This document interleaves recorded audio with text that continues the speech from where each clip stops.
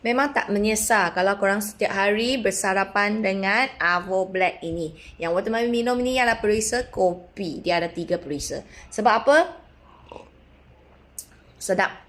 Kurang manis punya versi. Sebab dia dalam tak ada tambahan gula, perisa, creamer, susu, pemanis, semua tak ada. So, dia mengandungi bahan-bahan yang badan kita perlu sahaja, iaitu avocado dengan black soy. Dan dua-dua gabungan ini tinggi kandungan dia.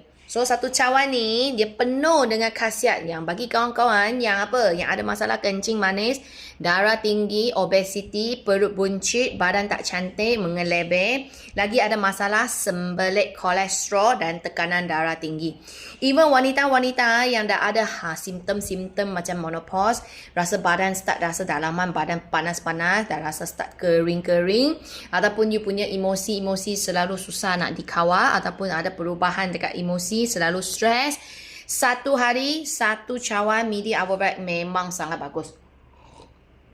Minum pagi lah, sepanjang hari rasa bertenaga, sepanjang hari rasa kenyang je, sepanjang hari rasa tak berapa rasa nak makan makanan yang manis ataupun bukan-bukan.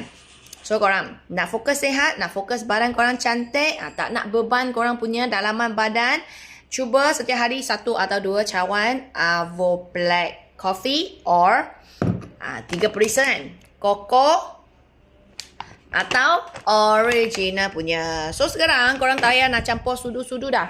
Semua dalam bentuk sachet. Jangan risau, tak beban badan tapi bagi you semakin sihat sahaja. Kalau you minum setiap hari, memang you akan rasa setiap hari punya perubahan dekat badan.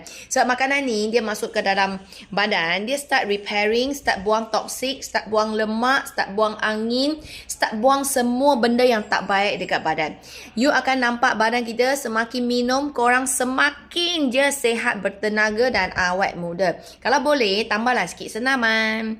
Senaman lagilah, cepat kasih you nampak ada hasil. Kalau tak senaman pun boleh, tapi tambah lagi bagus. Kalau nak beli, cari je dekat TikTok Shop ataupun Shopee. Midi Avo Black 3 perisa, korang cuba. Satu paket ada 7 sachet. Setiap kali kita minum 1 sachet. Setiap hari boleh minum 2 atau 3 sachet. Makin minum, makin suka. Sebab apa? Sebab dia bagi you hasil. Sedap.